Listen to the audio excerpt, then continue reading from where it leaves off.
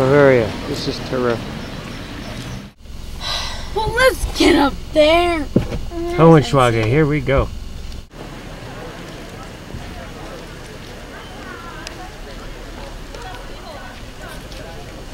The remnants of this castle from the 13th century, medieval times. It's been reconstructed several times.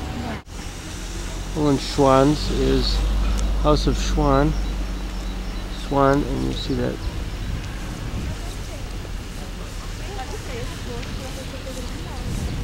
A motif throughout the castles.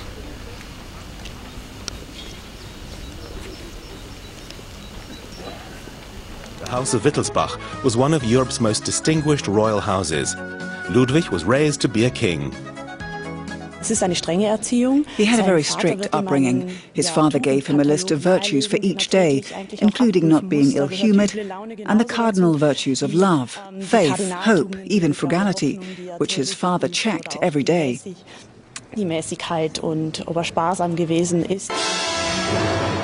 When Ludwig was 18, his father died, and Ludwig suddenly became king. He soon embarked on a war with Prussia, but Ludwig was defeated and later forced to accept a German emperor above him. Ludwig retreated into a fantasy world where he could reign supreme. He never finished Neuschwanstein Castle.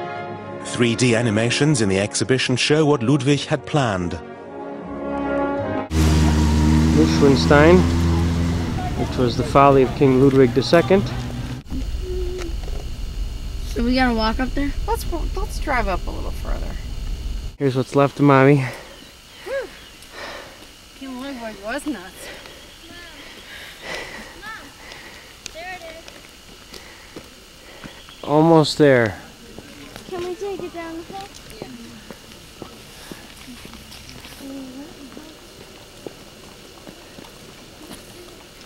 She is? Miss Neuschwanstein?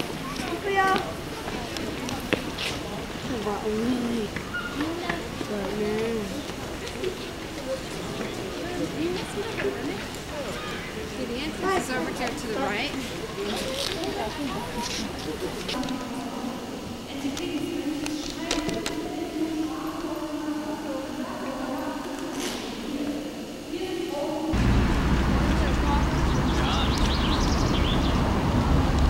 Neuschwanstein Castle.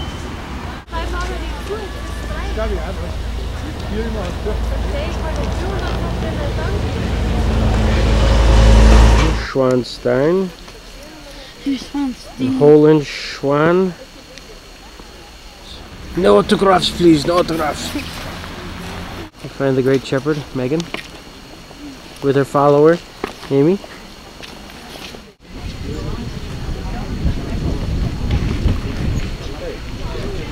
That was a nice place.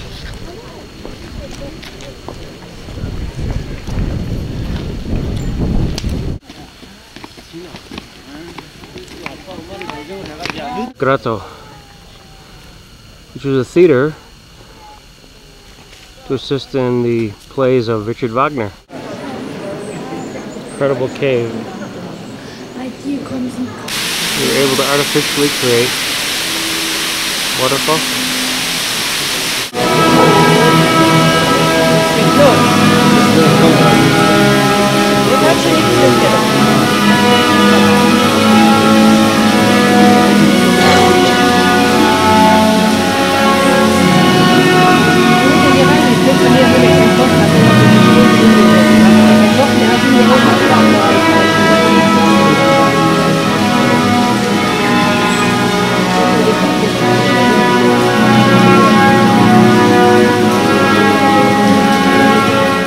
Setting, and what the king would do is he'd get in the boat and drive around, and then he would have, they kept the water at 65 degrees, and he had servants who pushed the boat around while he stood there like Lohengrin.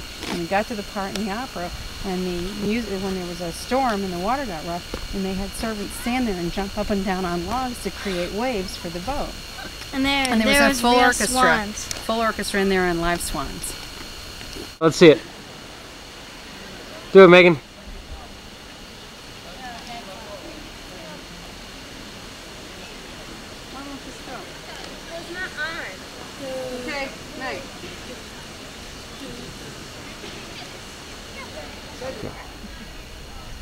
Mad King Ludwig, or a Renaissance man ahead of his time. 3 castles, love for Wagner opera, Ludwig II.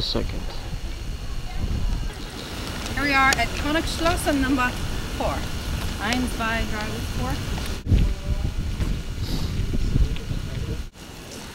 Finally, we come across the model of Versailles. Ludwig probably didn't have an original thought. He did like the romance about the olden days.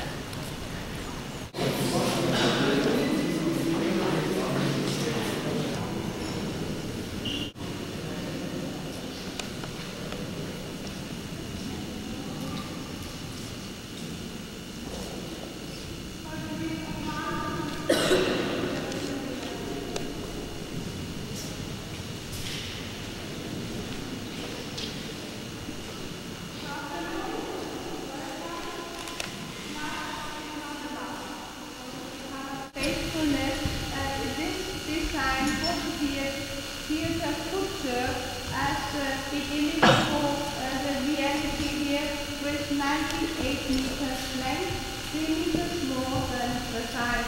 In Versailles it was the main law for the circus 10 years, and then it began to become dangerous for the now, but for the students who came for contact until 10 years ago, because no more oxygen,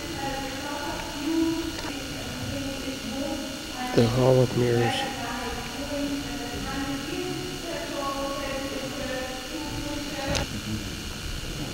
This guy really liked Louis XIV. No two ways about it.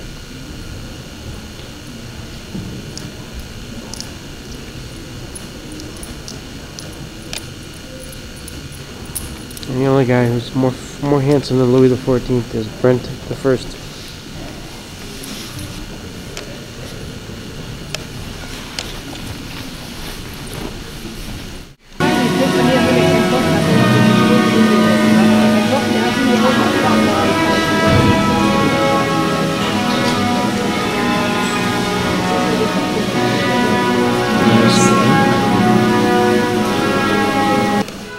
Ludwig was always searching for ways to perfect the illusion.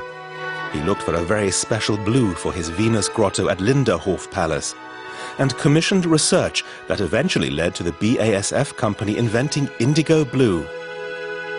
His boldest fantasy was the dream of flight. The actual technology of his design would have worked, but it became the pretext to declare him insane and depose him from the throne. He was 40 years old. Ludwig was a pioneer, and pioneers are always a bit controversial. If you also consider he was spending quite a bit of family money, which was starting to alarm his heirs, it makes sense they'd do whatever they could to make sure more money wouldn't get spent on something that didn't seem to make sense. Just 3 days after he was deposed and sent to nearby Berg Palace, the fairy tale king died here at Lake Starnberg on June the 13th, 1886, under circumstances that remain mysterious to this day.